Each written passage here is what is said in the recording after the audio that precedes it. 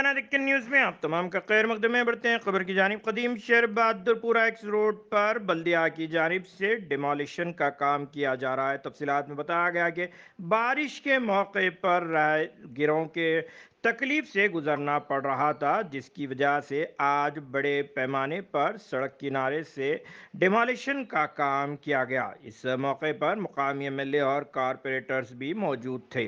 अगर अभी तक आपने चैनल को सब्सक्राइब नहीं किया तो फौरी कर लें। आलमी मुल्की रियासती मुकामी खबरों के लिए देखते रहिए आपका अपना चैनल तेलंगाना दिक्कत न्यूज़।